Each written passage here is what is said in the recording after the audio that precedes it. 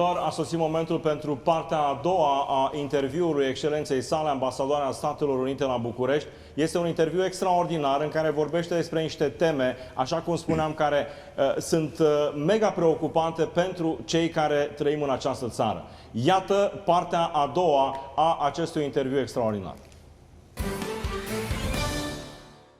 Ambassador Kavalec, what are the main objectives of your mandate in Romania? Yeah.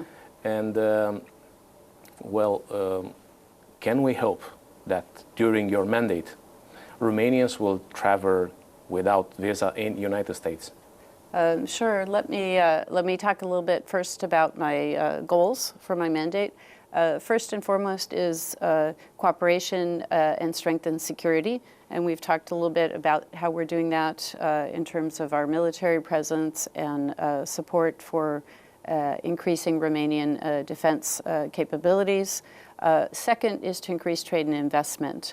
I'm very pleased to see the number of U.S. companies operating here, around 960.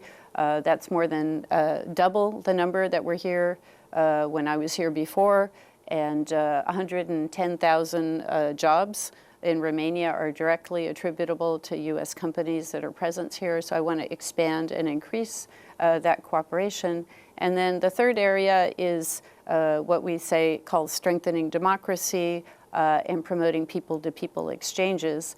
And in that area, that relates back to the second area because it's easier to attract U.S. companies to invest here, and what they tell us they want is a transparent, stable environment with rule of law in which to invest, in which they can be sure that decisions about taxes, about regulations won't be constantly shifting. So they want to see stability and feel secure in their investments. And they want to know that there's a system of rule of law that allows them to take disputes to the courts, to have those things addressed. So we'll be engaging in programs that support improvements in the justice system, that promote transparency in government, and that support free media, including independent media. It's very important that a healthy democracy have a strong and vibrant independent media with transparency in financing, with ability to investigate freely and to have access to information in government. And related to that, of course, is just the people-to-people exchanges. So that's, exchanging visits, training, education in the United States, educational exchanges going both directions with our Fulbright program, for example. And since you mentioned visa waiver, yes, I would very much like to see Romania join the visa waiver program. I started working on that issue before I even arrived in Romania, meeting with officials at the Department of Homeland Security. And I think we are off to a good start with the Romanian government. There are two parts to this effort. The first are signing some agreements on information sharing, which can be done through some work that we've already begun. And then the second part is looking at the refusal rate for visas. So I think together with the Romanian government, we can carry out an education campaign that will improve the quality of the applications so that people know how to apply successfully for a visa.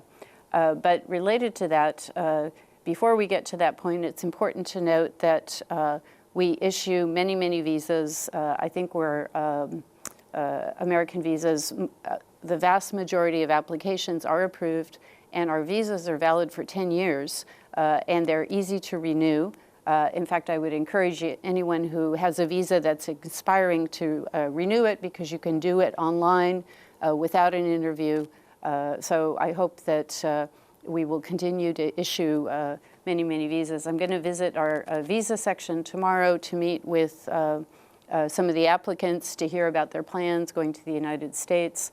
So this is definitely a priority for my mandate. What is the refusal rate right now? And It's, I think we issue 9 out of 10 applications, so we want to bring that down and issue even more.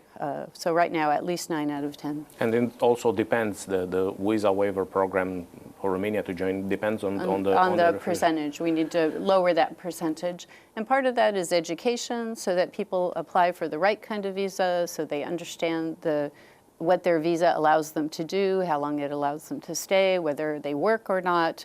They need to apply for the right kind of visa, whether it's a work or a tourist visa. So we will, do more to educate people so that their applications are successful. Ambassador, United States is playing a crucial role on helping Romania to get a strategic goal, which is energetic independence. And on nuclear field, on gas field, and all other energy sectors, we need more investments. We need companies with long expertise, like the American companies. What can United States do in order to reach this strategic objective by Romania, especially when we are talking about energetic independence, but also to be a net exporter of energy in Europe? Well, this is an area where I think Romania has great potential and has already shown great leadership. I think Romania is set to be a leader on energy diversification and independence in Europe. The United States was pleased in 2020 to sign an intergovernmental agreement on civilian nuclear energy. And we are working closely with the Ukrainian government on a couple of priorities to improve and increase the production of energy through civilian nuclear uses. One is to help with the project to renovate the Chernovoda power plant, renovate the first reactor, and build 2 new reactors, 3 and 4. And we're working to help identify sources of financing for that.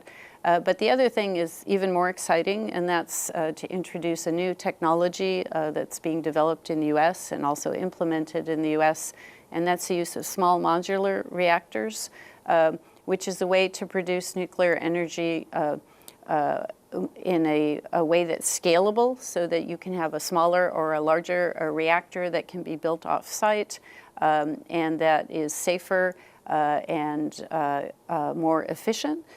So I'm excited to say that this Friday we will be going to the Polytechnic University in Bucharest, where they will be launching the first in Europe simulator of a small nuclear reactor control, which will be used to help train engineers on this new technology.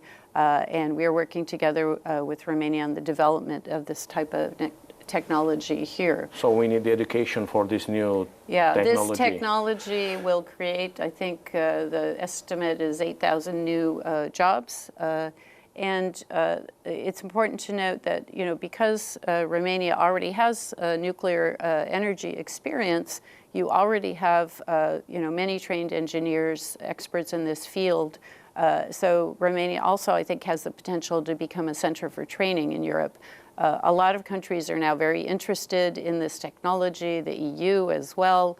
So there's going to be a race, I think, to develop and implement this type of technology, which is safer and more efficient and can be used, I think, more widely. But, Romania has done a lot also in terms of wind energy, solar, hydro, and you have gas resources. So, I mean, there's so much potential here, and we're happy to work together to support, your goals in this area. Ambassador Kavalec, what are the main concerns when Washington, D.C. is watching through Romania? We are strategic partners. Yeah. We are allies in NATO. Yes. We are partners in democracy for so many years. But there are some concerns, and we see the reports of the State Department and other institutions. So Yeah. can you Sure. say something about this? Yeah, well, as you said, I think the main view of Romania and Washington is that Romania is a great strategic ally, and the view is very positive. And in Washington, I think in general, people are very grateful for all that Romania has done recently in response to the war in Ukraine in terms of receiving refugees from Ukraine, and the warmth and the empathy with which the Ukrainian refugees have been received. I think now it's over 4 million refugees who've transited Romania, and about 100,000 who have remained here. And I've spoken to many of them, and every single one has talked about how well they were received here and how grateful they are. And one of them even said, you know, the Romanians are our guardian angels. So I have to imagine that the relations between Romania and Ukraine will only improve. You've also been really helpful in terms of allowing Ukrainian grain to transit so that it can reach markets in Africa and other places, which is important to world food security. The Romanian government has been great in not succumbing to calls to block shipments of grain, unlike some other countries.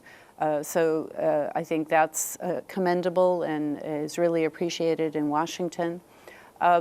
If there are some areas of concern, I think I particularly heard from U.S. business, and I met with a lot of U.S. business, and this goes back to what I said earlier. Businesses hope for an environment that is predictable, transparent, that doesn't change with each government, so that they can make decisions to invest. And they want to invest, you know, large amounts of money. They want to build factories. They want to develop. But some have been frustrated in the past by changing tax policy, changing regulations, and frustrations with the system for rule of law. So I think those are the areas, again, when I talk about working on trade and investment, it includes trying to advocate for more stability in government regulation, more transparency, and helping companies navigate some of these challenges. And I have to say, having arrived, I find a lot of good receptivity in the government in understanding the concerns and trying to respond. So this is an area that we'll continue to work on. You mentioned reports. You know, there are some certain reports the State Department does annually, for example, on trafficking in persons.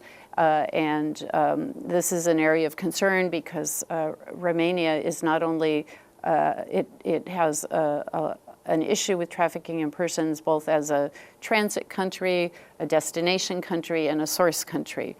So there are a lot of challenges. But the good news is that we found that our law enforcement has had good cooperation with Romanian law enforcement, and we see some improvements in this area, more focus from the Romanian side. So our hope is that the report has helped contribute to more focus and improvements in this area. So those are the kinds of things. I think our reports are intended to kind of identify areas where we can work together to improve, make improvements that will benefit both our countries. Ambassador, you came back in Romania after almost 20 years. Mm-hmm. Since your arrival in Romania, mm-hmm. you traveled a lot. Yes. You've been to many cities. Mm-hmm. How do you evaluate Romania after 20 years? And what do you think is the potential mm-hmm. of this country in all domains? Yeah, well, I left in 2008, so it's been 15 years, and it's been a great pleasure to come back. I've been really well received, and I have been able to travel. I think yesterday was my 3-month anniversary in country, so I've tried to get around and visit lots of places. But I see an incredible amount of economic progress. The country appears, much better off than when I was here before. I see lots of new construction, lots of renovations. I was in Iași recently, which is looking very beautiful. I'm looking forward soon to visiting Cluj. I was in Timișoara. been down to Constanța. So I see lots of positive changes. When you look at the statistics, I think the gross domestic product, the GDP in Romania has tripled since I left, and the per capita income has increased. I think when I left around 2007, it was about 44% of the EU average. It's now up to 77% of the EU average. So more wealth, lots of developments in terms of new investments. I think my statistics say that the U.S. trade has tripled to more than 5 billion. And that overall trade, that imports have more than doubled, exports have more than tripled. The EU has invested $62 billion since I left. So we see more than double the number of U.S. companies, new airports. I saw in Iași they're about to open a new one as well. You know, the one thing I've noticed, of course, that everybody complains about is more traffic.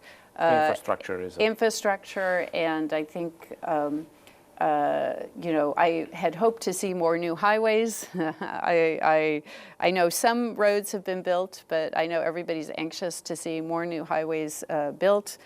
So that would make a huge difference. I think personally, I like trains, so I'd love to see more train lines built. I think that would help. But I think we talked about energy, we talked about business. We haven't talked about, you know, the great strength in education that Romania has in terms of you have very strong science and math and IT experience here. So I think the potential here is very high in terms of energy independence, energy security, in terms of attracting investment.